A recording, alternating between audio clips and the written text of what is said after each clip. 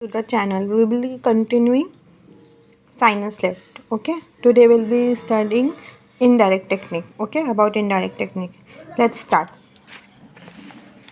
Indirect technique, we'll be studying Summers osteotome steps. Okay, there are different type we have seen in indirect technique, also the balloon type, the elevation type. We'll be studying the steps of Summers osteotome steps in brief. Okay, anesthesia, incision, flap, drilling, grafting, fracture. Okay, we have seen in the definition of indirect technique that there we will do intentionally green streak fracture. Okay, then sinus floor elevation, implant placement and closure.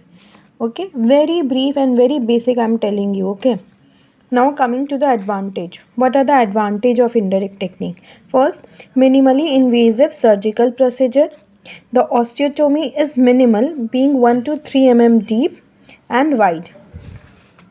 Minimal instrumentation with close graft, which deliver a sterile technique or which permits a sterile technique. Simplicity of the procedure required less time and expertise. Okay, simplicity of the procedure requires less time and expertise. These are the advantage of indirect technique. Now coming to disadvantages. What are the disadvantages of indirect technique? Immediate implant loading is recommended after 3 months. Blind procedure, so the sinus is not exposed, so there is the risk factor is more because it is the blind procedure. Okay, and more chances of error to occur because it is the blind procedure. Now coming to contraindications of sinus lift. Okay, what are the contraindications of sinus lift, whether it is direct or indirect? Okay, there are 3 types: local contraindication, intraoral contraindication and general medical condition of concern. Okay, local contraindication or absolute contraindication we will study today, and these two will be studied in next class. Okay, we're dealing with local contraindication today. These two and post of care after sinus lift will be studying in next class, and then our sinus lift topic will be completed.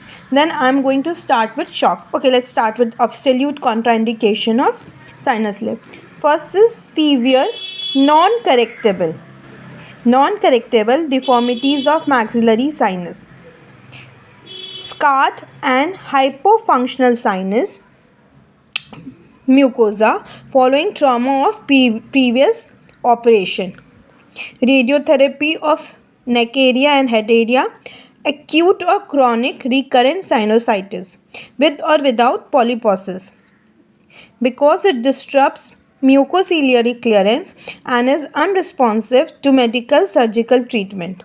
Okay, non-correctable deformities: hypofunctional sinus mucosa, radiotherapy, acute or chronic sinusitis,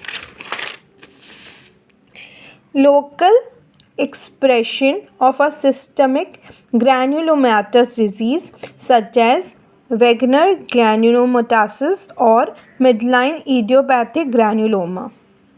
Okay, granulomatous disease. Benign but locally aggressive tumor, example ameloblastoma and myxoma. Malignant tumor, both primary and metastatic, deriving from epithelial, connective or odontogenic tissues. For example, squamous cell carcinoma, adenoid cystic carcinoma. Okay, these are the absolute contraindication for sinus lift procedure: the malignant tumor, benign tumor, the systemic granulomatous disease, and acute and chronic sinusitis, radiotherapy, hypofunctional sinus mucosa, and non-correctable deformities of maxillary sinus. These all are absolute contraindications of sinus lift. Intraoral contraindication and general medical condition of concern will be dealing in next class with the post-op care of sinus lift, and then we'll be finishing the topic maxillary sinus and sinus lift. Okay, till then, like, subscribe and comment. Bye.